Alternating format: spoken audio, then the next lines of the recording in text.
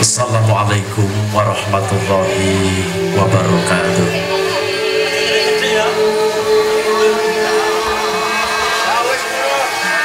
Nugroho sing wilasaning Gusti Mugya tansah kajiwa kasarira tumanduk semondo jiwanku panjenengan sedaya lumeberna dhateng kula.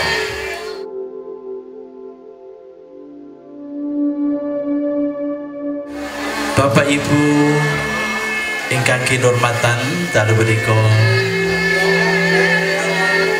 ingkang badhe lumati Dananjaya Midfire Fighter, Midfire Painter, pelukis api Outer Dananjaya. Ing samangke kepareng badhe nglukis wontenipun media lukis menika kanthi mata tertutup.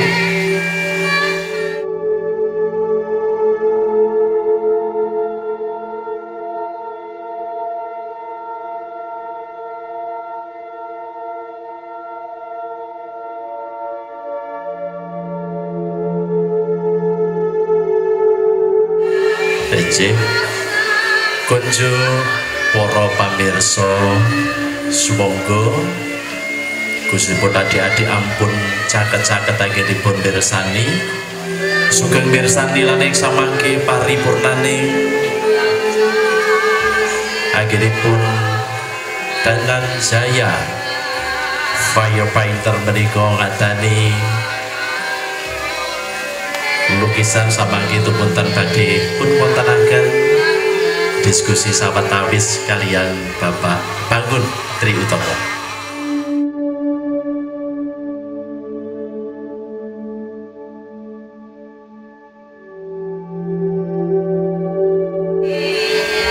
Titik tonton ning wiganti kesempatan ning sedya kunjuk Mas Outer Dananjaya sawetahipun katur sumangga.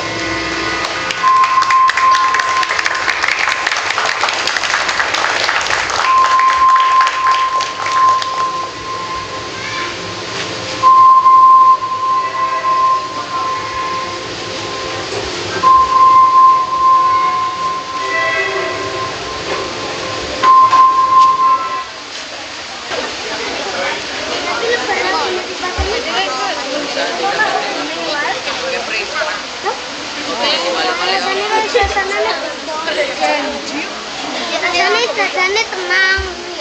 Biasanya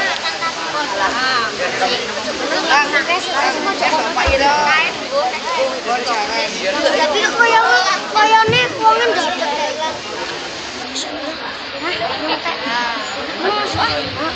Iya, ini hasil lukisan dari Mas Danan Jaya. Ini Mas Danan Jaya pelukis file painter. Hasilnya seperti ini. Silakan untuk dijelaskan, Mas. Ya, terima kasih. Sebelumnya saya mohon maaf apabila penampilan kami dari melawan logika, mungkin kurang sempurna.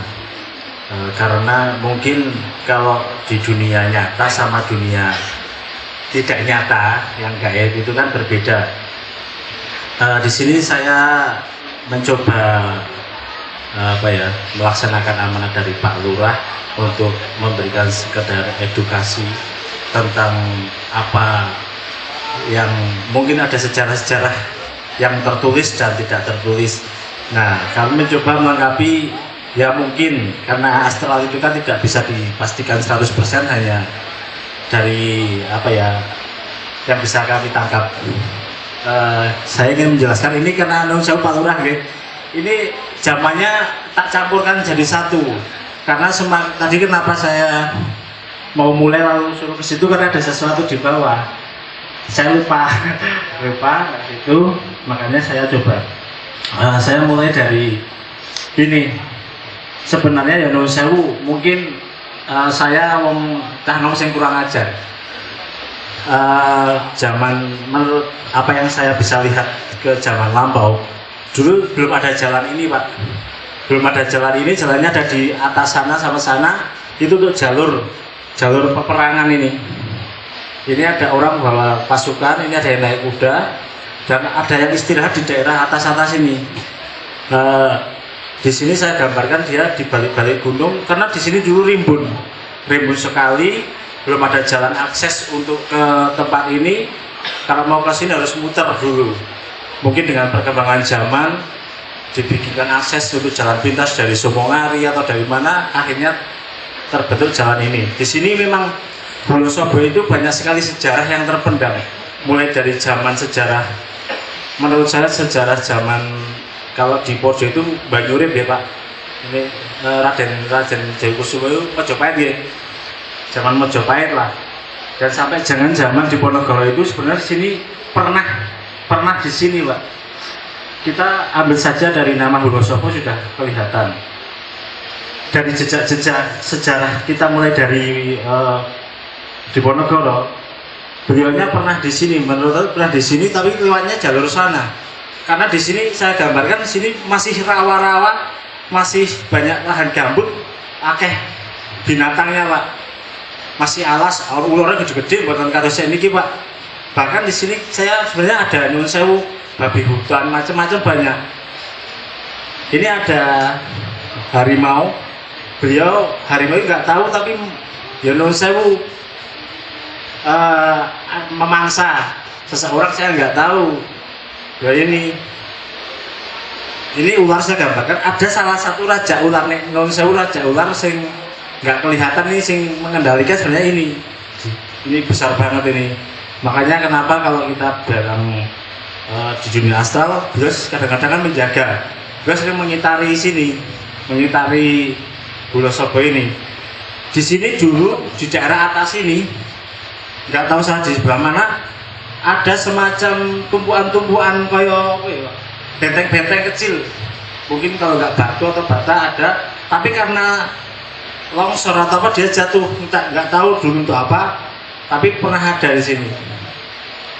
Dan saya mau menjadi pesan, misalkan jenengan pas resik-resik merti desa atau bersih-bersih di suatu lahan menemukan lubang kecil, itu ada Pak, kita kecil di luar tapi sebenarnya ada gua di sini, tapi belum ketemu. Gua itu pernah untuk umpetan yang tidak bisa saya sebutkan asmane. Umpetan beliaunya di situ. Kalau nggak salah di lereng-lereng gunung-gunung ini Pak, tapi kalau kayaknya masih masuk sini. Dan ada salah satu gunung di situ untuk mengincar, jadi untuk melihat musuh, pergerakan musuh. Di sana beliau itu yo sok nang dhuwur. Di sana juga pernah untuk carane nyuwun.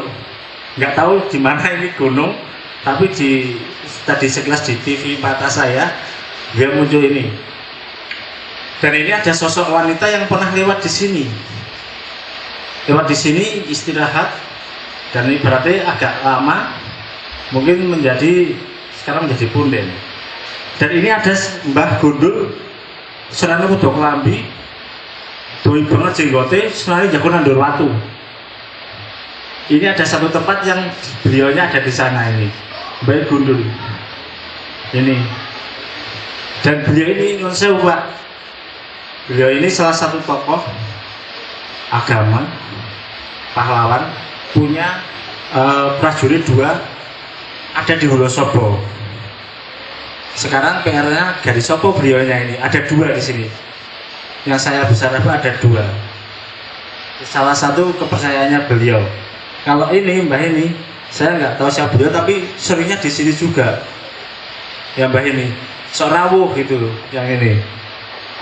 Sebenarnya masih banyak lagi misteri-misteri di sini yang belum saya ungkap karena keterbatasan kemampuan saya dan tim. Saya hanya bisa menggambarkan hanya untuk sementara segini dulu, Pak, karena kemampuan sudah nggak kuat ya. Mungkin cukup ini apa yang bisa saya sampaikan. Bila banyak kekurangan saya mohon maaf sebesar-besarnya. Wassalamualaikum warahmatullahi wabarakatuh.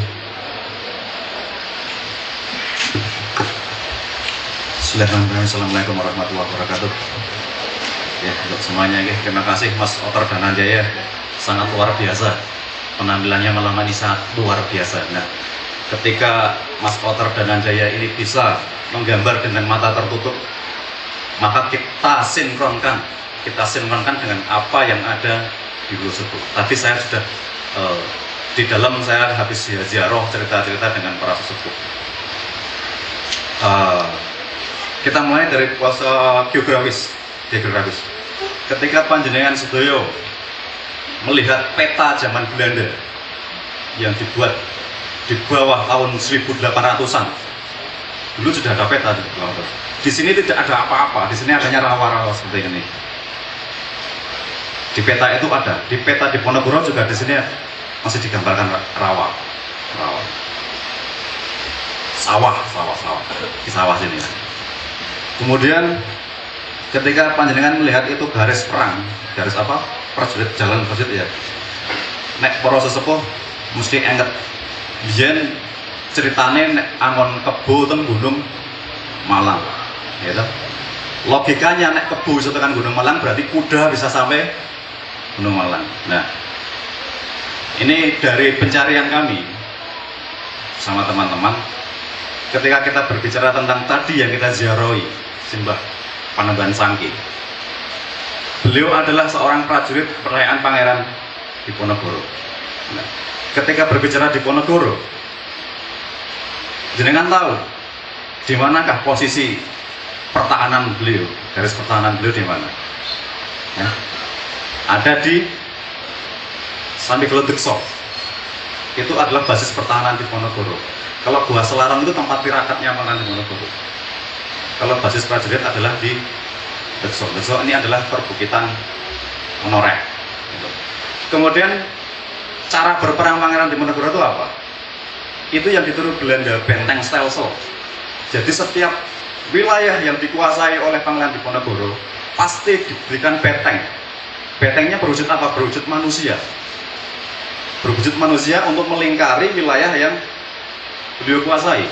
Nah, salah satu pintu masuk Bukit Menoreh di sebelah barat adalah Wonosobo. Wonosobo adalah pintu masuk sebelah barat perbukitan Menoreh. Dan sangat wajar sekali kalau di sini didirikan benteng oleh Pangeran Diponegoro. Bentengnya berwujud apa? Manusia. Gitu. Kemudian ketika berbicara Diponegoro lagi, perang Diponegoro bukan hanya di Menoreh juga. Tertangkapnya Diponegoro di Magelang itu bermula dari ketika beliau berjuang di Kebumen. Dari ketika beliau di Magelang itu dia berangkatnya dari Kebumen. Kemudian saya tanya lagi, kalau dari Dekso, dari Samigalo ke Kebumen itu lewatnya mana? Jelas jalurnya lewat sini. Jalurnya lewat sini. Kalau lewat sana nggak mungkin, jalan gede Londo. Lewatnya sini. Ketika kita, kemudian saya pernah juga mencari tahu tentang Babat Diponegoro di bukunya Babat Diponegoro. Tidak pernah tertulis di situ satupun tentang Wonosobo. Karena apa? Karena belum ada. Yang ada Tepes Wiring Somongari. Jadi di sini belum ada desa Hulu Sobo, tapi sudah dibentuk benteng untuk kekuatan Pangeran Diponegoro. Bentengnya berwujud manusia atau prajurit-prajuritnya yang menjaga pintu barat perbukitan Menoreh di sini. Apalagi yang belum ceritakan Mas? Oh, bukan. Ini ya. Tempat melihat ngincer ya. Sekarang gini saya jujur saja. Basis Belanda di mana? Ada di Purworejo. Ketika panjenengan misalnya suatu saat tindak ke Gunung Sebucu atau ke Gunung Gajah Mungkur, ketok ora Purworejo. Di situ terlihat jelas. Nah, jangan bayangkan kalau perang Diponegoro itu sangat tradisional. Sudah ada teleskop. Waktu itu sudah ada teleskop. Sudah ada senjata tembak namanya pelangkir. Senjata tembak yang dikoroi ini, bedil zaman biyen itu namanya pelangkir. Sudah ada meriam. Mengintainya di mana? Di sini, dari arah sini. Untuk mengintai pergerakan Belanda di basis benteng-benteng Belanda di sebelah barat, ada di Sebucu dan Gajah Mungkur. Kemudian ketika Mas Otter menceritakan tentang sebuah lubang, mungkin ini juga hanya mungkin.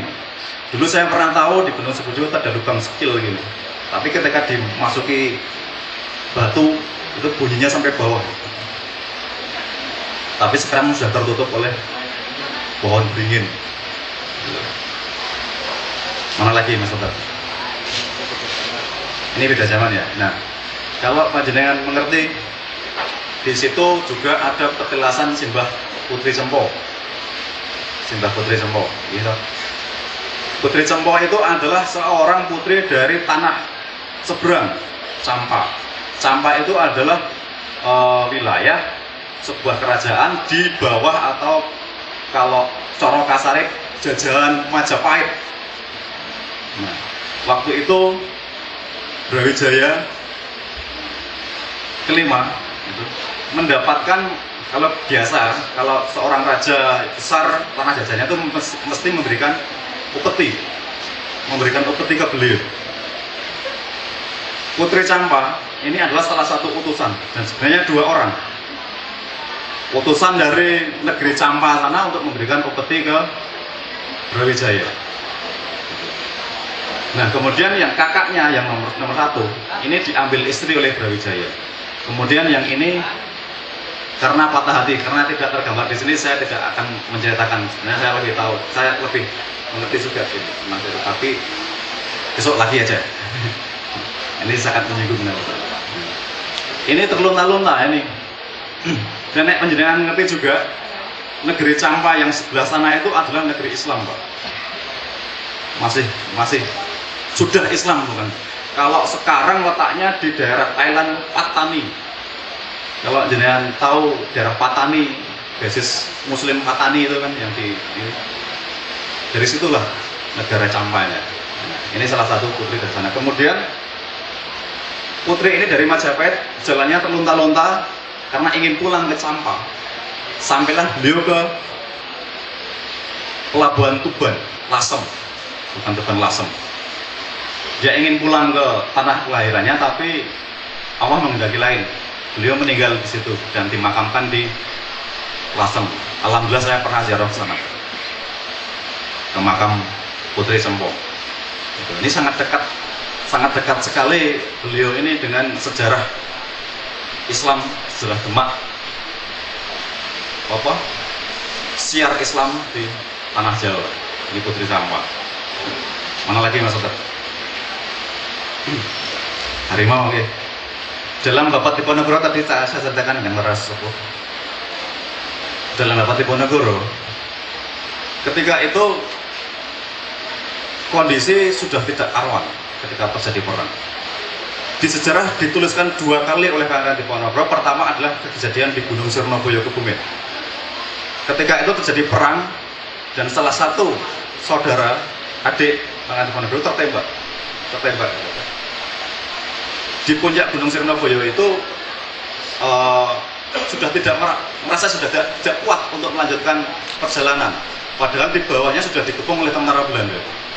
Kemudian dia memohon untuk saya tinggal saja di sini, silahkan tinggalkan saja saya. Gitu. Akhirnya adik itu ditinggalkan, saya lupa namanya. Pangeran Diponegoro bersama prajuritnya berangkat mengungsi.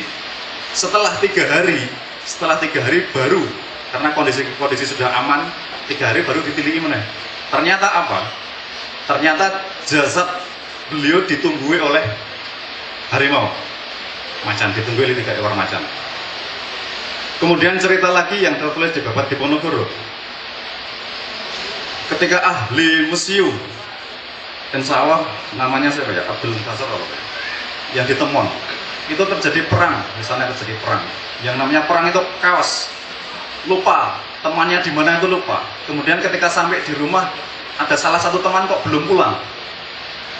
Sampai di pos lagi itu salah satu teman belum pulang. Kemudian dicari, ternyata sudah meninggal dan di situ juga ditunggui macan harimau. Nah, menurut penuturan Pangeran Diponegoro di dalam bukunya, di dalam buku Babat Diponegoro yang ditulis oleh beliau sendiri, setiap prajurit beliau yang meninggal tapi tidak diketahui akan ditunggui oleh peliharaan beliau harimau yang diberi nama Kiai Tepeng. Nah, menurut saya mungkin ini pandangan dari Mas Oter, salah satu pos perbatasan atau pintu masuk ini dijaga oleh salah satu 2 orang, sebenarnya 2 orang Kakung Putri.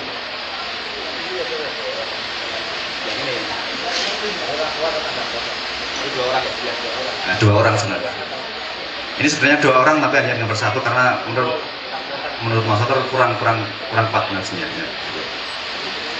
Di sini ada 2 orang penjaga pos perbatasan atau pos logistiknya yang kalau kita kenal sekarang adalah Mbah Ucel, Mbah Ucelnya Ucel. Karena apa? Karena ditemukan jasad beliau sedang ada harimau di situ.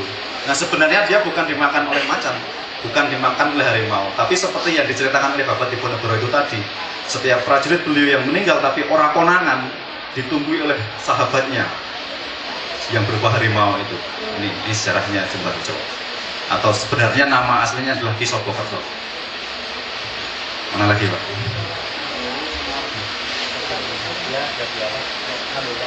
Oh. Saya nggak mau ceritakan yang ini. Saya nggak mau ceritakan yang ini. Iya. Iya. Iya. Itu ya. Yang ini sudah jelas gitu, ya. Seperti itu ya. Iya, benar. Seperti itulah. Jadi ini bukti kalau Hulu Sobo ini didirikan oleh para pejuang, para suhada, ya kan. Jadi ketika ya Allah, saya lihat apa.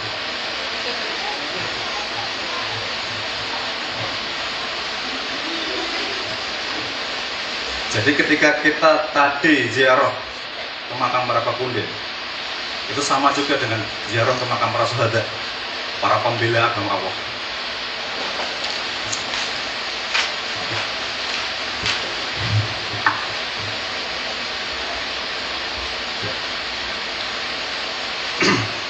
Sama seperti Mas Oter saya maaf, mungkin itu yang saya bisa ceritakan, dan saya harapkan ini wujud seni budaya tadi kita ceritakan dengan cerita-cerita sejarah dan apa yang dilakukan Mas Oter. Satu pesan saya adalah marilah kita segera bangun, cancut gebut, membangun desa ini, ngrembakake budaya, dan jangan lupa tetap manembah Mreng Gusti. Itu yang utama, karena leluhur kita juga adalah para tokoh-tokoh pejuang, para suhada-suhada yang meninggal di jalan Allah. Maka marilah kita beribadah meniru beliau. Itu pesan saya. Terima kasih. Assalamualaikum warahmatullahi wabarakatuh.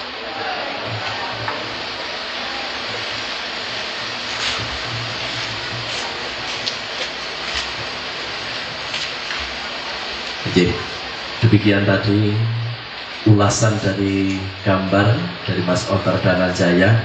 Mungkin adik-adik bisa memperhatikan, dan sekaligus ini bagian dari sejarah yang mungkin belum terungkap sampai saat ini, dan mohon doanya kita bersama-sama akan segera membuat sejarah tentang Desa Wonosobo, nanti bersama mencari narasumber-narasumber maupun sejarah-sejarah yang mendukung tentang asal muasal berdirinya Desa Wonosobo. Dan semakin lama semakin jelas bahwa terbentuknya Desa Wonosobo adalah setelah atau pasca Perang Diponegoro, yaitu didirikan oleh pengikut beliau.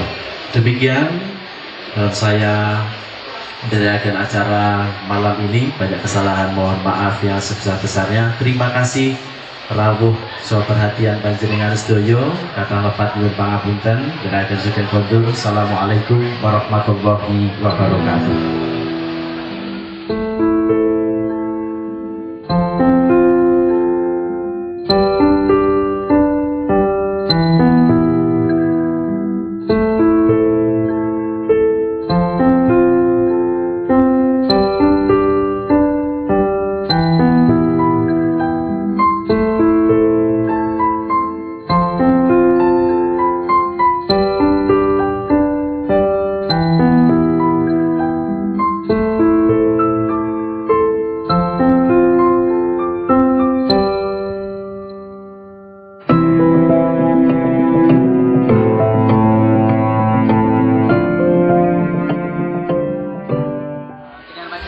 Dananjaya.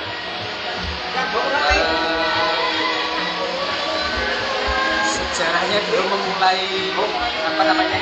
Gambar. Saya gambar ini sejak tahun 2016 sampai sekarang.